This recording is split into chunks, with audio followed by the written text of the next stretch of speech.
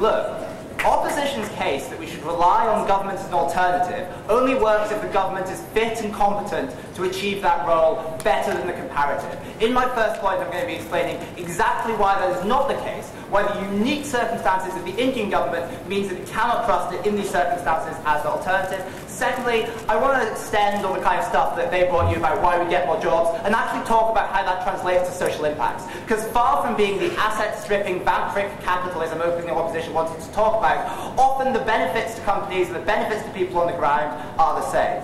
Let's deal first with some rebuttal, though. Duncan wants to say, look, governments should do social justice, they have duties to their people. We utterly agree. We utterly fail to see also why this is exclusive with a proposition. You can still have welfare spending. You can still have build schools. You can still invest in healthcare. You can still do all the kind of things that raise social justice in your areas.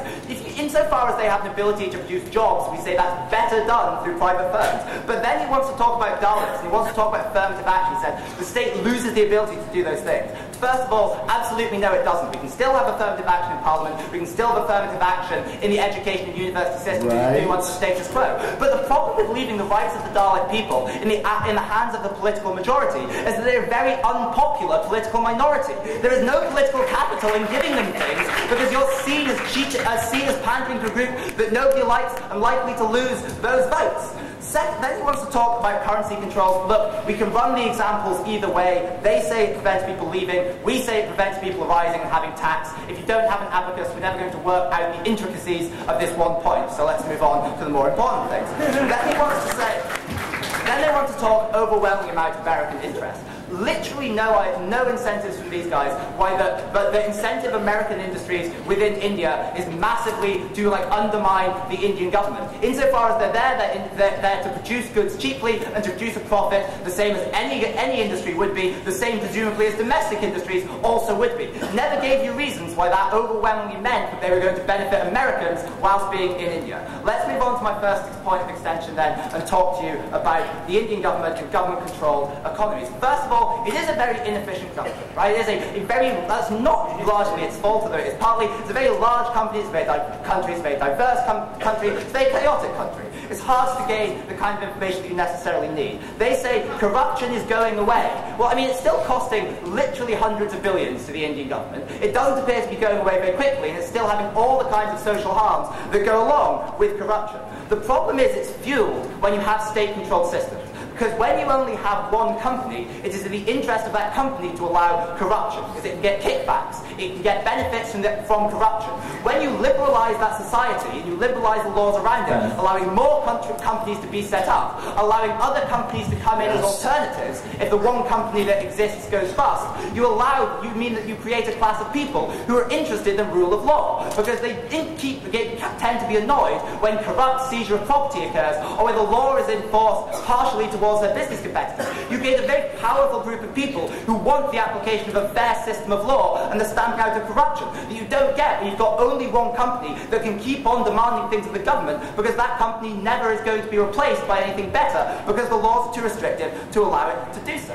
But secondly, right, India is actually at a key stage of its development, right? And it's a part of a very fast-changing global world in which we literally do not know what services are going to be demanded tomorrow.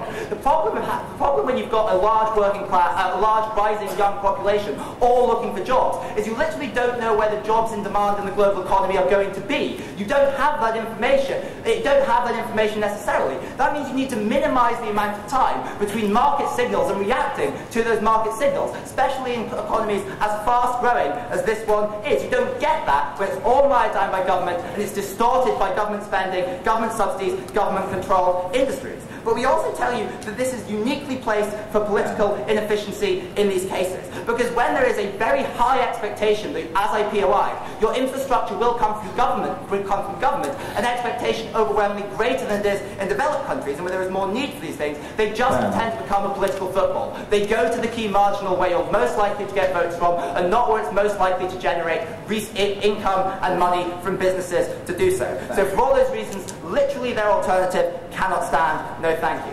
Let's go on then and talk a little bit more about social impacts. Let's look, firstly, more in depth about the comparative between foreign firms and local ones. First of all, right, We're quite happy to say that foreign firms, insofar as they outcompete domestic firms, do so they can produce lower cost goods. In a world where they want to talk about poor people not being able to afford hot water, those low cost goods are probably to the benefit of exactly those kinds of people who are the ones who suffer from overpriced goods. But secondly, it's often to the benefit of domestic industries, right? Because they're often people on the ground with established names that people may trust, and they make very good business partners because they have that local expertise. If you want to have a car manufacturer, you've already got a local industry that makes tyres. It's in your interests to use their tyres and provide more demand and expansion for that industry than import American tyres at great transport costs. Duncan. But look, the kind of companies we're talking about, the kind of companies that make things like steel, or alternatively, companies that exist under the status quo, like Infosys, who didn't need any of your policies in order to exist. Like, why do you need price signals to know that there is an international demand for steel? Because you don't have all the information about what people will predict tomorrow, right? You can't survey people and ask whether they're going to build more cars so need more steel. This is basic. Let's now go finally on foreign firms, because they wanted to talk about anti-discrimination. Actually, as I've said, if you want to have that anti-discrimination in policy, it's best to have companies that are very efficient and very competitive, and not monopolistic and corrupt, corrupt and inefficient, because they have an incentive to hire the people who are best. If you're going to get your subsidy tomorrow, regardless of your profit, you don't have that incentive, even though these people may come from politically unpopular groups, right? Moreover, foreign firms are just less likely to care about employing Dalits than local ones might be. But then let's look at this finally about opening opposition's argument the government will cover the costs here. Look, the Indian government is trying to deal with a state where 42% of people do not have access to a flushing toilet. They just don't have access to the kind of resources to have the vast welfare spending opening opposition wanted to talk about. They just don't have that money. What you get instead is incredibly tokenistic measures like the fuel subsidy, which in reality only exists to disincentivize the production of more oil domestically and drives up the cost of that fuel. You get very tokenistic policies rather than the ones that will increase goods for everybody in the long term, and thus benefiting exactly the kind of people they want to talk about. Ladies and gentlemen, the comparative in this debate was missed by opening opposition, and we gave it to you. Moreover, ladies and gentlemen, despite everything we've been through this week, it has been nothing but an honour and a pleasure to debate alongside you, and for one last time, I'm very happy to propose.